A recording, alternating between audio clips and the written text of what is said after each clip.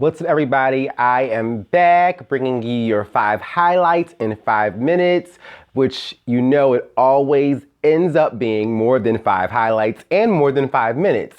But this episode is on Vivica's Black Magic, and I believe the title of the episode was called Ready for Vegas, and we're on episode 5.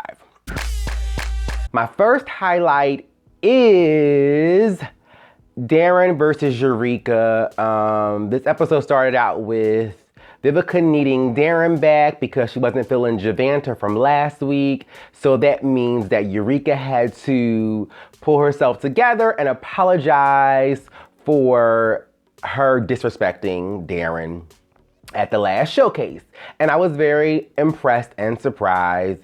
Eureka pulled it together, and Darrin was also in a position to be able to receive her apology, and they're back on track. My second highlight is Alvester versus Darrin. And I feel like this episode should have been called Queen Alvester, Bitch Alvester. The episode should have been entitled something with Alvester's name in it, because this episode was clearly all about Alvester, and I actually think he probably intended it and wanted it to be that way. Darrin versus Alvester. Okay, this big blow up was just ridiculous. The blow up started because Alvester already came to the rehearsal late, I believe. Darrin was there and he was ready and started working with the guys. And Alvester mentioned that he was not going to do anything full out because he had a knee injury. And so with Darrin being the choreographer and the one in charge and the one that Vivica Fox selected to give the guys the choreography, he felt a tad bit disrespected, which is not surprising because Alvester always comes across very bitchy and disrespectful and arrogant and entitled because he's danced with Beyonce. Okay, we get it, you danced with Beyonce, but this is not choreography for single ladies. So, as I stated, Alvester said that, he wasn't going to dance full out because of his knee injury, and Darrin wanted him to correct his word usage and say, wait, are you just trying to tell me what you're not going to do, or are you saying that you're not able to dance full out because of your injury? And Alvester's like, no, I can do it, I'm just not going to. And so that was like a big blow up, and I'm like, Alvester is just such a diva. I agree with Darrin 100%. You're bitchy, you're a diva. You act like this show is titled Alvester's Black Magic when it's really Vivica's Black Magic. And so their whole issue grew bigger and bigger and bigger in front of the other dancers, and they were sharing words back and forth. And at some point, Alvester called or addressed Darrin as a nigger. And for a lot of people, the word nigger can be, or nigger or even nigga can be a trigger because it does come across disrespectful. One thing, everyone doesn't use that word as a term of endearment. And technically, if I don't know you, you surely ain't gonna be calling me nigger or nigger.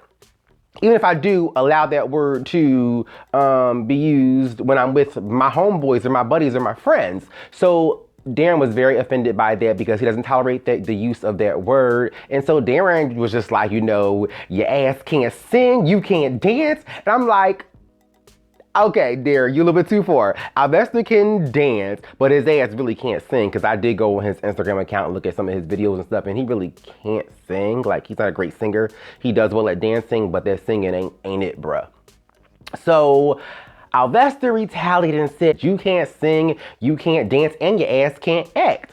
I'm like, Darrin was pretty good in soul food, so I do think he could act a tad bit. And then it went as far as Alvester calling him a Z-list celebrity. And just to let you know, this disrupted the entire rehearsal. So this whole rehearsal in front of all the guys became about Alvester. And as I was saying, the Alvester saying that Darrin is a Z-list celebrity, I don't agree with. One thing for sure, we did not know who you were, Alvester, prior to this show, but we definitely knew of some sort what Darrin and who Darrin was prior to this show, whether we knew him from Soul Food, the series, or whether we knew him from Darrin's dance moves, or whether we knew him from being a choreographer for Britney Spears and I think NSYNC or Backstreet Boys or something like that. We knew Darrin, and I also think that Darrin was the choreography on the straight-to-DVD film Chocolate City. So Darrin has some stuff under his belt that people actually know him for. My third highlight is not really a highlight, but it's more of a question. Like, who is Alvester that his manager is on the set? Like, I don't mind Alvester having a manager, and his manager came into the shot when he stormed out of the rehearsal after his issue and argument and with Darrin. And I'm like, okay, when it said this is Alvester's manager, I'm thinking like, okay, is it that serious for his manager to be on set? I could see you having one, your manager sending you, to your gig or whatever, but why was Alvester's manager there? That lets you know that he really thinks that he's a diva, because I don't think any of the other guys had their manager present. Even if they do have one, I don't think the manager was present. My fourth highlight is the fact that Heat spoke up and checked Alvester. Side note, did y'all catch Heat walking around naked in the beginning of this episode? He is very, very handsome. Like I said before, he doesn't do much for me, but he is a handsome, cute, he's an attractive guy. But yeah, just make sure y'all saw him. Like, does he always walk around all these guys naked? Just a question. But yeah, back to the highlight. The highlight is Heat checking Alvester. I was glad that someone else finally spoke up and checked him. And he even went as far as to say, you were wrong in that issue with Darrin. We are a team, we're a group. And I think Alvester said something like, this is none of your business. And he was like, I'm a part of this group, so it is my business. And he said, actually, the other guys have an opinion too, but they're just not speaking up and saying it. So I said, yes, Heat, you better come on and get your shine and check Alvester.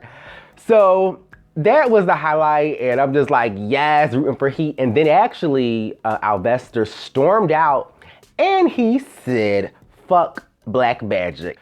My fifth highlight is Slam, the replacement for Alvester. Because of Alvester and his shenanigans, Vivica and Eureka and the crew figured that they were going to need a replacement, because each week, the issues with Alvester is just getting worse and worse.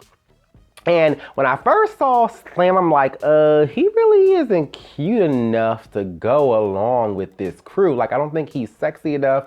He doesn't have the look to mesh with these group of guys. So I was a little worried about Slam. But actually, later on in the episode, when the guys danced together, and actually when he was brought on set to the rehearsal, Slam was everything as far as trying to get the choreography. He was impressed with what Darrin put together when they showed the moves to him. So I'm thinking that while I wasn't really seeing it for Slam, he turned out to be a great addition and a great replacement for Alvester. So hopefully Alvester is not coming back.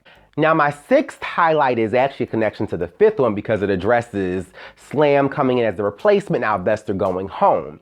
Now, Alvester and Vivica met up after Vivica was informed of what went down between him and Darrin, and she addressed him calling Darrin a nigger, and he was like, I stand by what I said. But then he almost started to cry when Vivica asked Alvester, did you say fuck Vivica's black magic? And I guess he could feel how hurt she was, because she was explaining how much she has put into this and how close the fellas are to a Vegas show, and you're like, fuck this. So if it was like, fuck Vivica's black magic or fuck black magic, then why are you really here? So he kind of had this baby humbled moment, but we all know that that wasn't going to last for long. But she did say that she was going to have to let him go. And shockingly, when she said let him go, I'm like, okay, he's gone for good. Yes. But she said only for a week. So I'm like, what the hell, Vivica? Why are you not sending Alvester on his way for good? But she said for a week. So of course, I guess the producers were like, we need to keep him on board because he's bringing some drama to this show that we would not have. So the viewers are going to want to see this. Okay, I know we're already past my 5 highlights in 5 minutes, so I have to give you the rest of the bonus. Okay, the bonus highlights. This is the 7th highlight, but it is a bonus highlight, and it's a bonus highlight because I always have to give you my feedback on their showcases at the end of the episode. So, the fellas this time, as they normally do, did solo performances, and White Chocolate is a great solo performer. Like his thickness, his moves, how engaging he is with the audience, and his little flip you up and put your coochie in his face type trick. Like, yeah, White Chocolate is hot. And also with White Chocolate, then Penetration also did a solo performance, and Penetration is always good. Like, I just love his personality. He's a very, very, he seems like he's a very, very kind, cool guy, but his performance is always very, very sensual, sexy, and he gets you where you need to be. Now,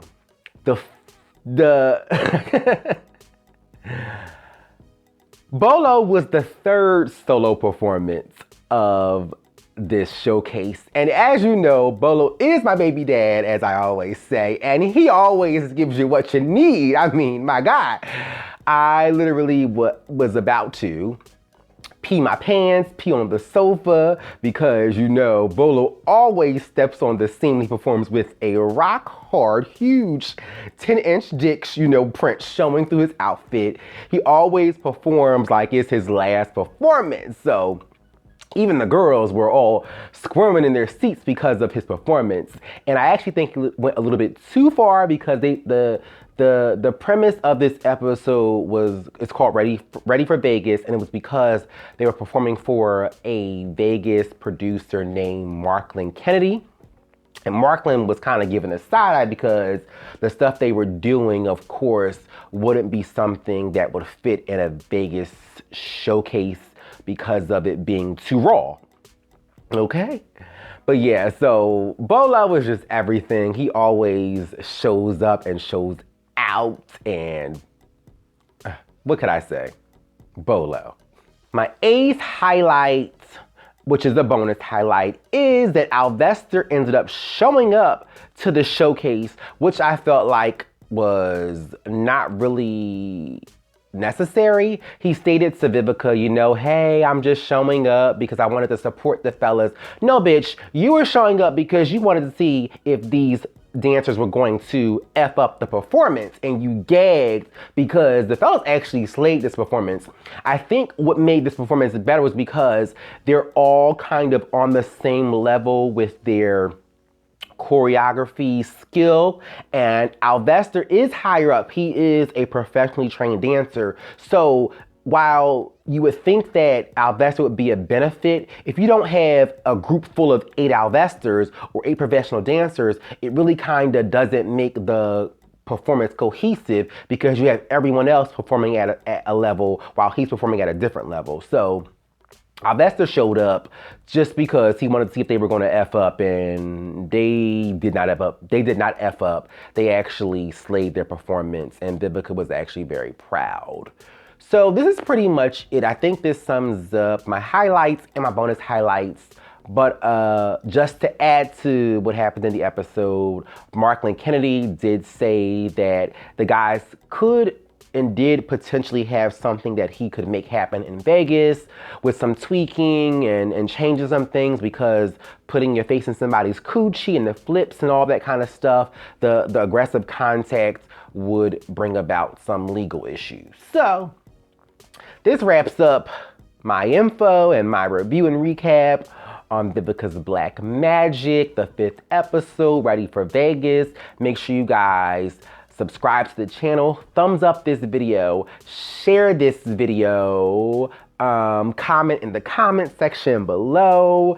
Give me your feedback. Let me know what you guys thought about this episode, and comment about some things that I may have forgot to mention. I think I hit everything, but you never know. Some of you may have caught something that I did not. Thank you guys for watching.